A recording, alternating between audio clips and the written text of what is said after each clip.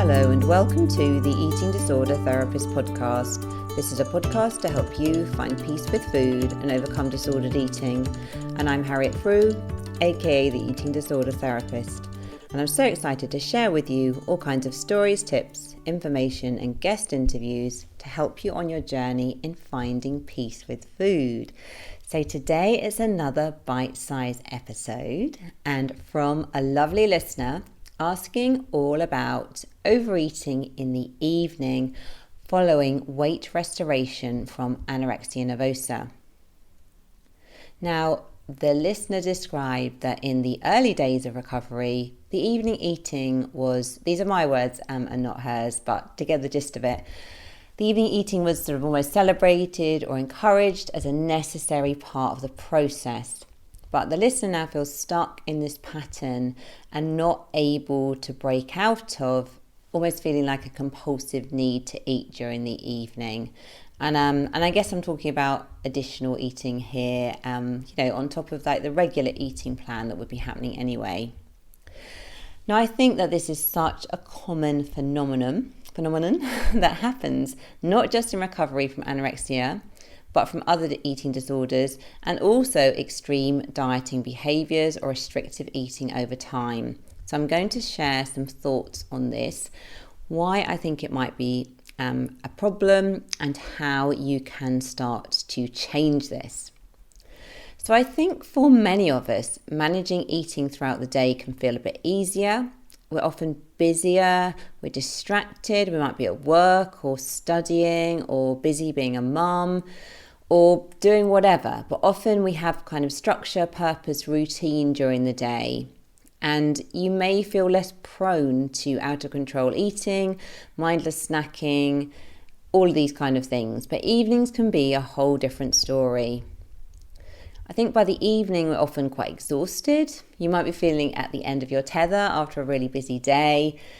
And I think there's often that feeling, isn't there now, what to do with this final hour or two before you go to bed. And maybe you're in the pattern of sofa, TV, time for me now, let's see what's in the cupboard. And maybe that's become a bit of a routine. So I'm going to talk about 5 helpful reflections to help stop evening overeating. I guess I just want to give the message here. I'm not saying that eating in the evening is wrong in any way. I guess it's the intention behind it, isn't it? You know, if you are eating because you are hungry, you're eating because you are choosing to and you are enjoying it and it is suiting your needs, then please go ahead and eat during the evening. I'm talking about it being a sort of problem if someone's feeling that it's compulsive or that they're not able to stop and that the intention behind it is not kind of leading them in the way that they want to be going. So, a number one reason I often think that you may be overeating in the evening is when food has become your number one pleasure. Now, in a busy and overwhelming life with a never-ending to-do list, food can be the pinnacle of pleasure and the thing you look forward to the most. And when you've been restricting your eating, again, food will have become your preoccupation, the thing you look forward to, the thing that you plan, the thing that dominates your mind. And of course, food should be pleasurable. It's a joy to eat and a wonderful, delicious part of a full life. However, if you're coming out of an eating disorder, it may have become the pleasure in your life. And you may have lost or forgotten about other things that bring you this happiness and contentment also. So if you resonate with this, what's really helpful is to work hard to increase your pleasure quota by finding other ways, in addition to the pleasure of food, things that can bring you joy and happiness. So it's really important to make sure that your self-care bucket is full to overflowing. Because if you're not self-caring enough, often by the end of the day, you're not going to have any resources in the tank to self-care in more productive and healthy ways. And you're going to be much more vulnerable to using food, alcohol, mindless Netflix watching. Again, not that there's anything wrong with watching Netflix mindlessly, but perhaps you don't want to be doing it all day or all evening, every evening. What do you enjoy doing? Who do you like to spend time with? What interests you and lights a spark in your life? And what are your hobbies and interests? What helps get you into a flow state where you just lose track of time and are immersed in the moment? Now, if you don't know the answers to these questions, do not worry. You are on a self-discovery journey of refinding yourself after an eating disorder. You may need to experiment and learn about yourself again, or maybe you might be doing this for the very first time. If you're someone who's listening and maybe you didn't really have a free childhood, maybe you've had to take on a lot of responsibility in your life, caring for others, maybe there have been a lot of other people struggling around you, maybe you haven't had a lot of time to really invest in yourself and discover who you are. But now is your time, okay? And you can just begin to experiment with your likes and dislikes and just to see what really lights you up. Okay, number 2, is this a long-standing habit? Now, if you're coming out of an eating disorder, it's likely that your thinking when you're in the depths of the eating disorder was probably rigid, rule-bound and repetitive. You probably had many safety behaviours that were tied in with the eating disorder and enabled you to continue with a sort of maladaptive coping, but also, I'm saying this with compassion, it probably made you feel safe and secure. So there's a strong habitual element here. So a large part of your evening eating might well be down to plain habit alone. You associate food with winding down and taking care of yourself. And maybe there are certain triggers in your environment that set you off down this path. Now, as humans, we love our habits. And in many ways, they can be valuable and helpful for us. And for constructive habits, once these are in place, they allow us not to rely on motivation alone, but simply to follow the habit created by us for our benefit.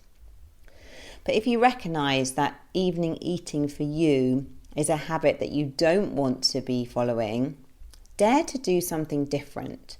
So shake up your evening routine. Take a baby step in an alternative direction.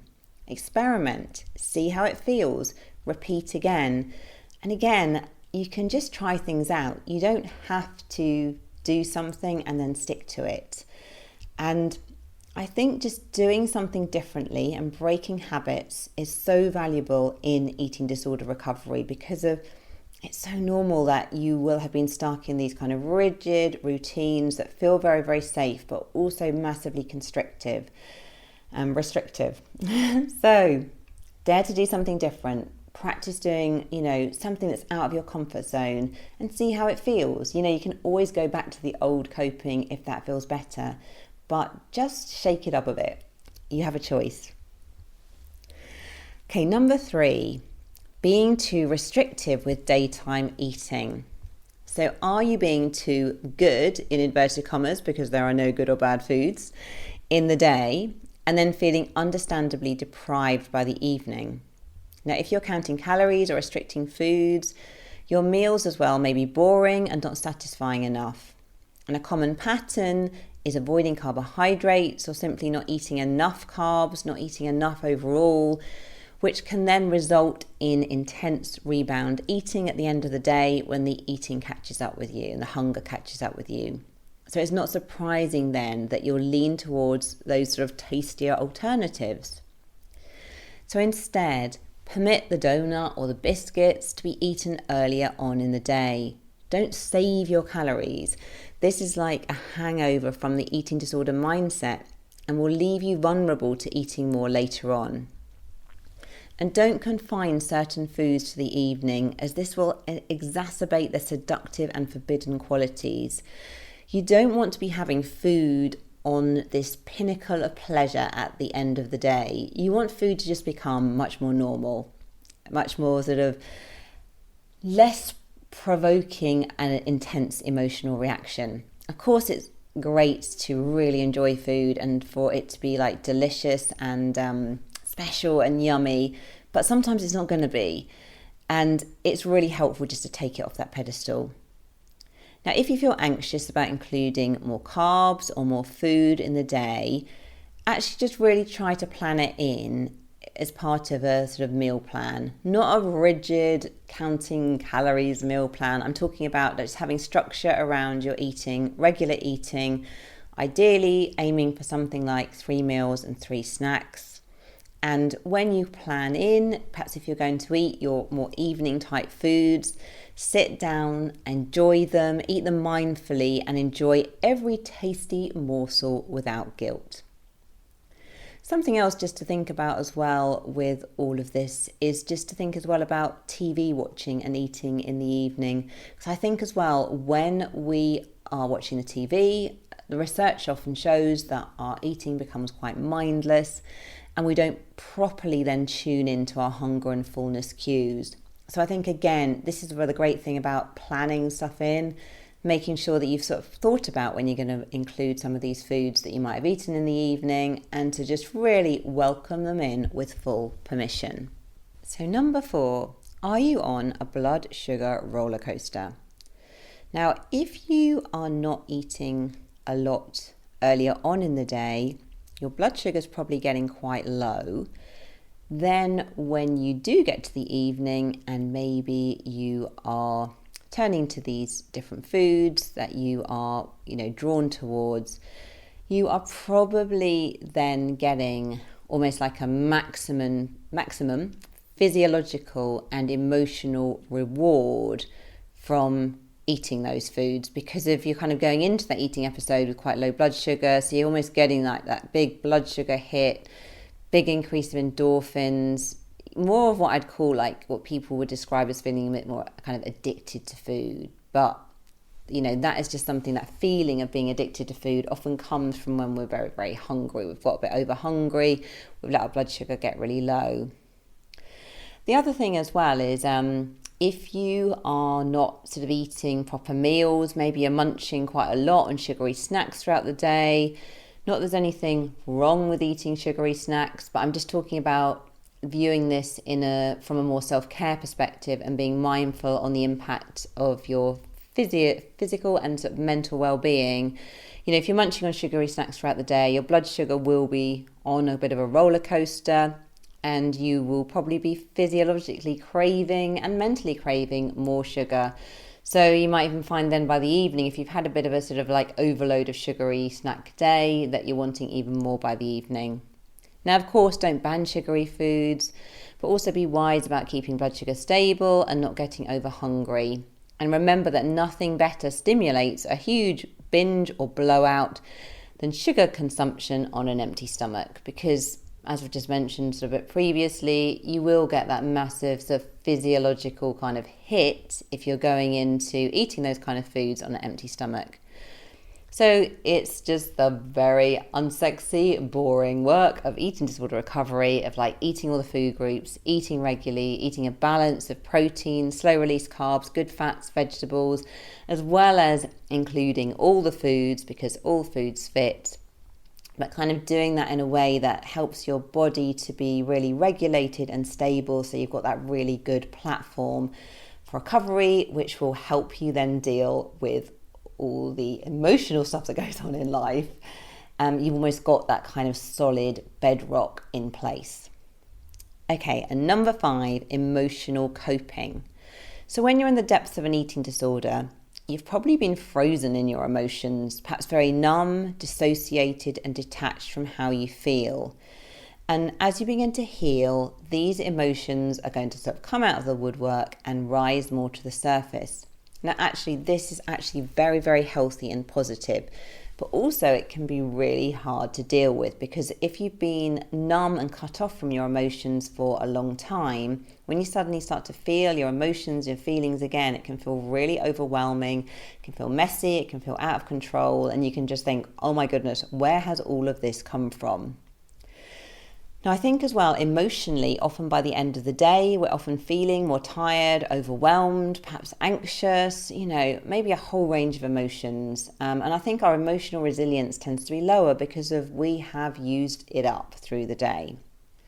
So understandably, you might be drawn to turning to food to seek comfort, to sort of soothe some of these emotions. And there is nothing wrong with comfort eating.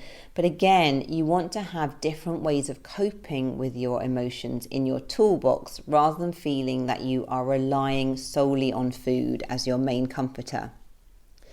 So if you want to eat something, but you kind of recognize perhaps you're doing it for craving or emotional reasons rather than hunger, perhaps just take a step back and pause and reflect. So, if you realize you're not really hungry, but you're very drawn to food, what is it perhaps that's going on? So think about, how are you feeling?